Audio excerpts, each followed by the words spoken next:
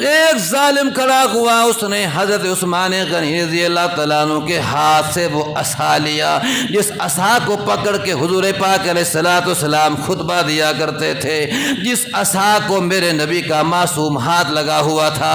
ارے جس چیز کو میرے نبی کا ہاتھ لگ جائے اس کی گستاخی کرنا بھی کفر بن جاتا ہے۔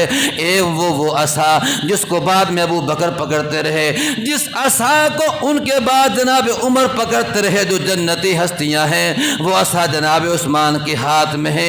ایک ظالم کھڑا ہوا، اس نے وہ عصا آپ کے ہاتھ سے چھینا اور گھٹنے پہ رکھ کے ٹکڑے کر دیے دو، اور کہا کہ ہم تیرا خطبہ نہیں سنتے۔ اندازہ کیجئے وہ کتنے ظالم ہوں گے، اور میرے نبی علیہ الصلوۃ والسلام کے قول کے مطابق وہ ملعون تھے جنہوں نے مسجد نبی کا بھی خیال نہیں کیا، جنہوں نے وہ داماد نبی جسے ہم سب عثمان کہتے ہیں، وہ داماد نبی جسے ہم سب عثمان کہتے ہیں، حیا والا غنی اور ناشر قرآن کہتے ہیں، حیا والا غنی اور ناشر قرآن کہتے ہیں، اور کوئی ظالم انہیں خائن کہے تو معاذ اللہ، کوئی ظالم انہیں خائن کہے۔ ایسے ہیں، یہ جملہ میں سے کہہ رہا ہوں، ایسے لوگ ہیں آج بھی جو ان کو کہتے ہیں وہ خائن تھے، وہ برے تھے۔ کوئی ظالم انہیں خائن کہے توبہ معاذ اللہ، اسے الزام کہتے ہیں، اسے بہتان کہتے ہیں۔ 18 ذی الحج اور جمعے کا دن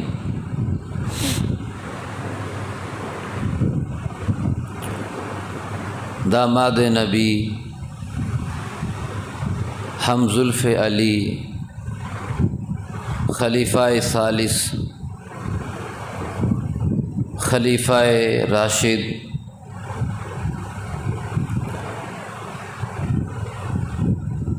سیدنا حضرت عثمان غنی رضی اللہ تعالیٰ عنہ کی شہادت کا دن ہے۔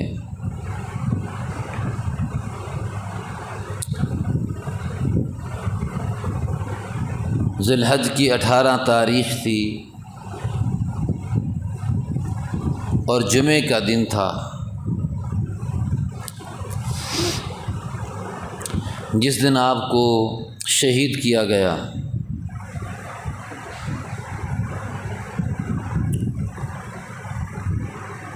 یہ وہ ہستیاں ہیں جو دنیا سے اس حال میں گئے کہ ان سے اللہ بھی راضی تھا اور اس کا رسول بھی راضی تھا۔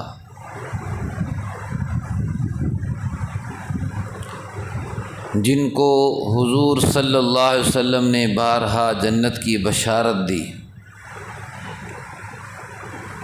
خوشخبری دی۔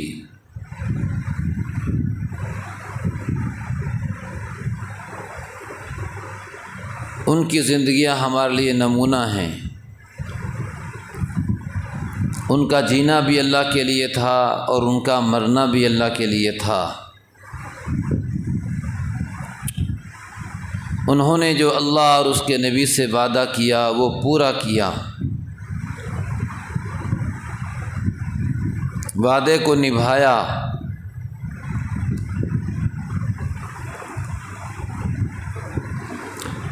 اور انہوں نے اللہ کی مان کے زندگی گزاری۔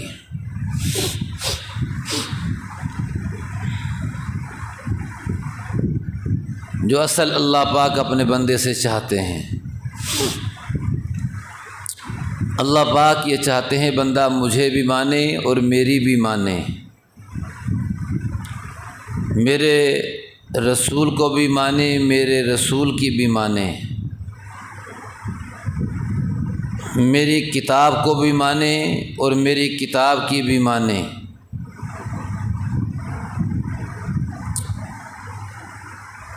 تو یہ وہ ہستیاں ہیں جو ہمارے لیے نمونہ ہیں، جنہوں نے ایسا کر کے دکھایا کہ انہوں نے اللہ کو بھی مانا، اللہ کی بھی مانی، نبی کو بھی مانا اور نبی کی بھی مانی، اللہ کی کتاب کو بھی مانا اور اللہ کی کتاب کی بھی مانی۔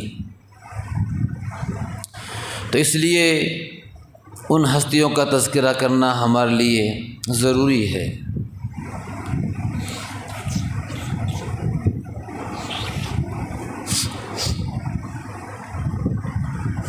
کیونکہ یہ وہ ہستیاں ہیں جنہوں نے اپنے دین پہ پورا عمل کر کے دکھایا اور مثال بن گئے۔ اللہ نے فرمایا کہ اگر ایمان لانا چاہتے ہو، اگر لوگ اس طرح کا ایمان لے آئیں جس طرح میرے نبی کے صحابہ ایمان لائے تھے، سب لوگ اگر اس طرح ایمان لے آئیں تو سب کامیاب ہو جائیں۔ تو ان کی زندگیوں کو بیان کرنے سے، ان کے کارناموں کو بیان کرنے سے ہمارا ایمان بنتا ہے، اور پھر ہم نے سبق سیکھنا ہے ان کی زندگیوں سے۔ ان کی زندگیوں کو اپنانے کا ہمیں حکم ہے۔ حضور صلی اللہ علیہ وسلم نے ارشاد فرمایا، میری بھی اتباع کرنا اور میرے صحابہ کی بھی اتباع کرنا۔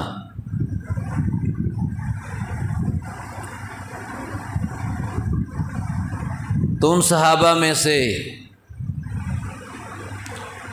حضرت عثمان غنی رضی اللہ تعالیٰ عنہ بھی ہیں۔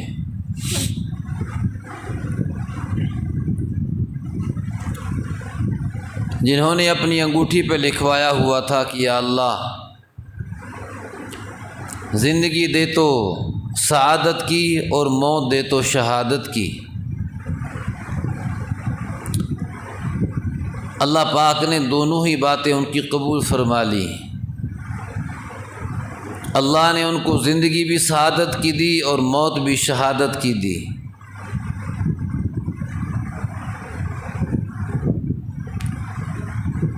حضرت عثمان غنی رضی اللہ تعالیٰ عنہ وہ ہستی ہیں جو شروع میں مسلمان ہونے والوں میں سے مسلمان ہوئے، اور اوپر جا کر سلسلہ حضور سے ہی مل جاتا ہے۔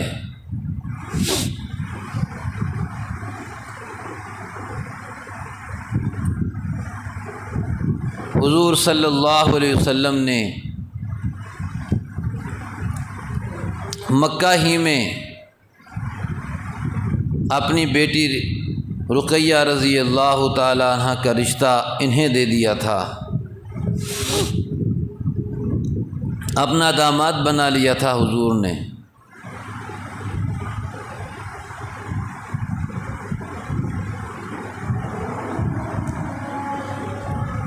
سب سے پہلے جب صحابہ کرام مدینہ کو ہجرت کرنے سے پہلے جب حبشہ کو ہجرت کر کے گئے، تو جو سب سے پہلا دستہ مسلمانوں کا ہجرت کر کے حبشہ کو گیا، ان میں حضرت عثمان غنی رضی اللہ تعالی عنہ اور آپ کی بیوی جو حضور کی بیٹی تھیں حضرت رقیہ رضی اللہ تعالی عنہا بھی تھیں۔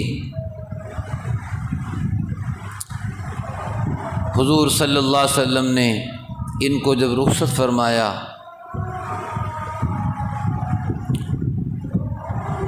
تو آپ نے فرمایا کہ یہ سب سے پہلا جوڑا ہے حضرت لوط علیہ السلام کے بعد۔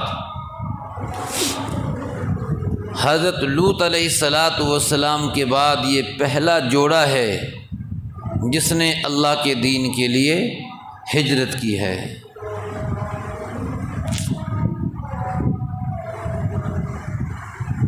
تو حبشہ کو ہجرت کر کے گئے حضرت عثمان رضی اللہ تعالیٰ عنہ، اور پھر جب آپ کو پتہ چلا کئی سالوں کے بعد اس ہجرت کے کئی سالوں کے بعد کہ اب حضور بھی مدینہ کو ہجرت کر کے آ گئے ہیں، صحابہ کرام بھی ہجرت کر کے آ گئے ہیں اب مدینہ میں، تو پھر حضرت عثمان رضی اللہ تعالی عنہ بھی اپنی گھر والی کو لے کے حبشہ سے مدینہ کو آ گئے۔ تو انہوں نے 2 ہجرتیں کی، حضرت عثمان رضی اللہ تعالیٰ عنہ نے 2 ہجرتیں کی، پہلے حبشہ کی ہجرت اور پھر حبشہ سے مدینہ کی ہجرت۔ تو یہ اللہ کے دین کے لیے تھا سب کچھ، اپنا سب کچھ چھوڑ کے، علاقہ چھوڑ کے، وطن چھوڑ کے، رشتہ دار چھوڑ کے، تعلقات والے چھوڑ کے، سب کچھ چھوڑ کر ایسے علاقے میں چلا جانا جہاں آگے کوئی تعلق بھی نہیں، کوئی سہارا بھی نہیں، کوئی اسباب بھی نہیں۔ ایسا وہی کر سکتا ہے جس کا ایمان بڑا مضبوط ہو۔ حبشہ میں نہ کوئی رشتہ داری ہے، نہ کوئی تعلق ہے، نہ کوئی گھرانہ ہے، نہ کوئی واقفیت ہے، صرف اس لیے چلے گئے کہ وہاں کا بادشاہ پرامن آدمی ہے، وہ اپنی حکومت میں چاہے جو بھی ہو وہ ظلم نہیں ہونے دیتا، چاہے وہ کسی مذہب کا بھی ہو، وہ بے شک وہ عیسائی ہے لیکن وہ کسی کے ساتھ اپنے ملک میں ظلم نہیں ہونے دیتا، اپنی مرضی سے وہاں جو چاہے مرضی اپنے مذہب کے مطابق بات کر سکے، وہاں کوئی روک ٹوک نہیں ہے، صرف اس لیے گئے وہاں کہ تاکہ وہاں سکون سے اللہ کی ہم عبادت کر سکیں۔ تو یہ تھے صحابہ کرام، وطن بھی چھوڑا، اہل وطن بھی چھوڑے، مال و دولت کو بھی چھوڑا، تعلقات کو بھی چھوڑا، اور اپنے ایمان کو بچانے کے لیے کہاں کہاں اور در در پھرے۔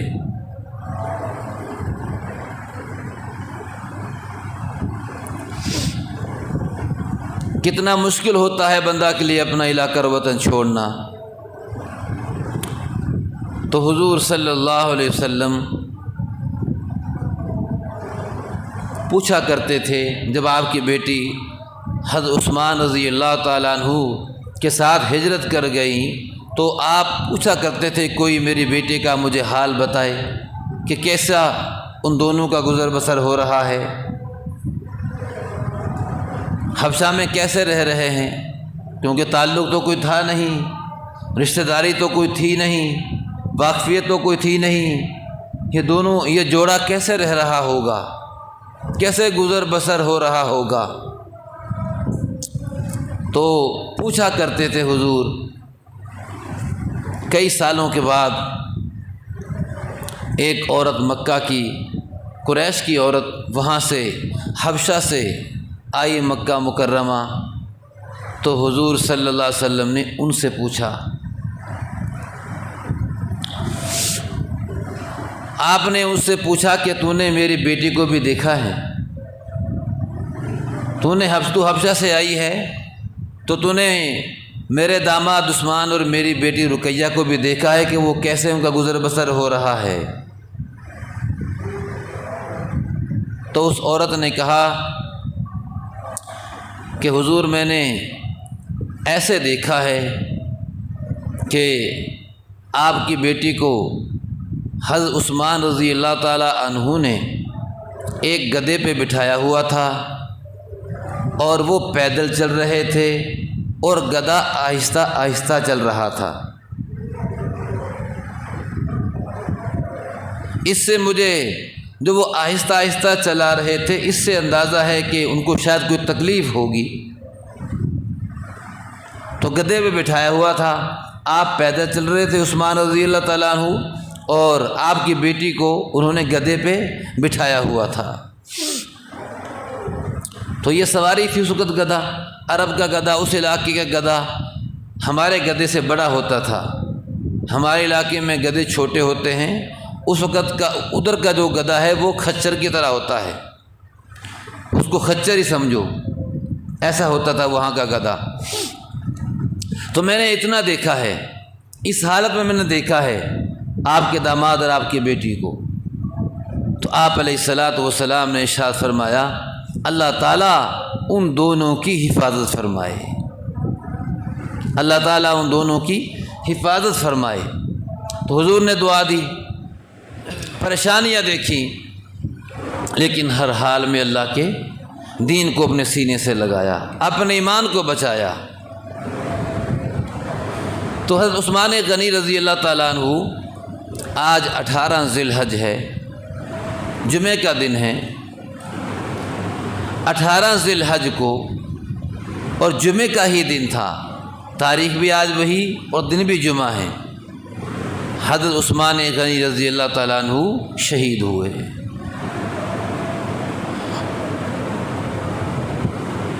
اور حضور پاک علیہ الصلاۃ والسلام نے اپنی زندگی ہی میں بتا دیا تھا کہ تو شہید ہوگا، اسی لیے حضرت عثمان غنی رضی اللہ تعالیٰ عنہ نے ان باغیوں کو بہت سمجھایا، اپنے اوپر حملہ کرنے والوں کو اپنے مکان پہ اوپر چڑھ کے، جنہوں نے گھر کا محاصرہ کیے کر رکھا تھا، بہت سمجھایا۔ اور جب انہوں نے نہیں مانا تو آپ نے 3 دفعہ فرمایا، اس ذات کی قسم جس کے قبضہ میں میری جان ہے میں شہید ہوں، اس ذات کی قسم جس کے قبضہ میں میری جان ہے میں شہید ہوں، اس ذات کی قسم جس کے قبضہ میں میری جان ہے میں شہید ہوں، اور تم ملعون ہو، تم ملعون ہو۔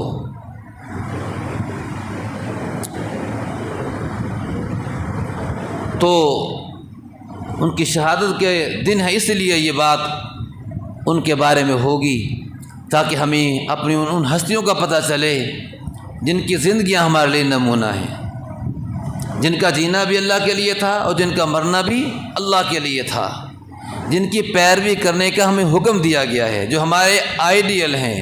حضور پاک نے فرمایا میری بھی اتباع کرنا اور میرے صحابہ کی بھی اتباع کرنا، اس لیے ہم نے ان کے کارناموں کو بیان کرنا ہے، ان کے عادات، ان کی اخلاق کو، ان کی عبادات کو، ان کے معاملات کو، کیسے تھے ان کے معاملات، کیسے تھے ان کی اخلاق اور کیسی تھی ان کی عادتیں۔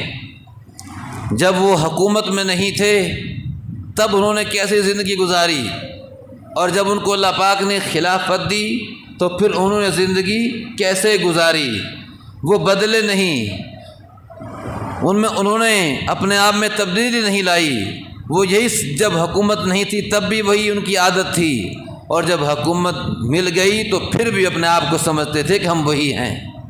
ایسا نہیں کہ وہ اترانے لگے، نہیں، پھر بھی اللہ کا خوف اور پھر بھی اللہ کا ڈر، اس طرح حکومت کی، خلافت کی کہ کسی کے ساتھ ناانصافی نہ ہو۔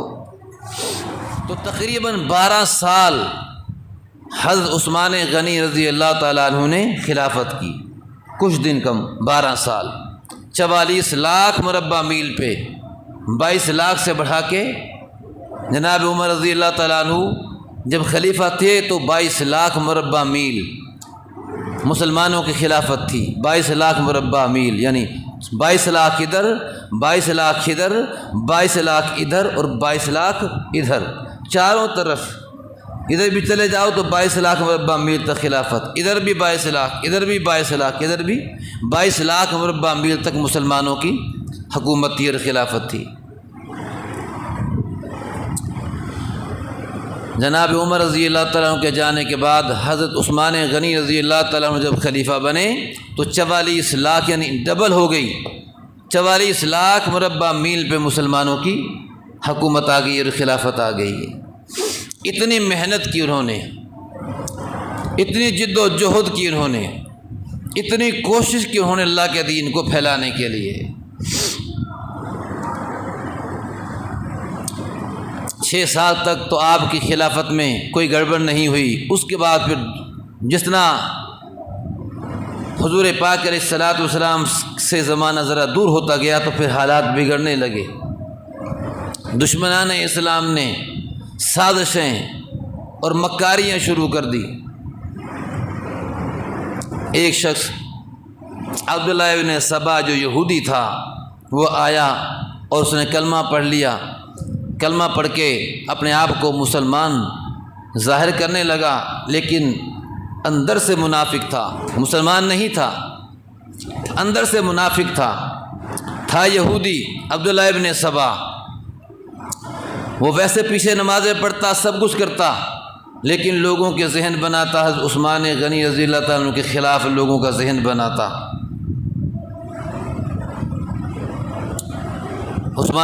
حضرت عثمان غنی رضی اللہ تعالیٰ عنہ کے اندر یہ کمی ہے، یہ کمی ہے، یہ کمیاں لوگوں کے سامنے رکھتا تاکہ لوگوں کے دلوں میں نفرت آئے حضرت عثمان رضی اللہ تعالیٰ عنہ کے بارے میں۔ انہوں نے تو مسلمانوں کی جو چراہ گاہیں ہیں اپنے جانوروں کے لیے رکھ لی ہیں، اور یہ تو اپنے رشتہ داروں کو آگے عہدے دے رہا ہے۔ یہ بدر میں بھی شریک نہیں تھے، بیعت رضوان کے موقع پہ بھی نہیں تھے، احد کے میدان سے بھی بھاگ گئے تھے، اس طرح کی باتیں۔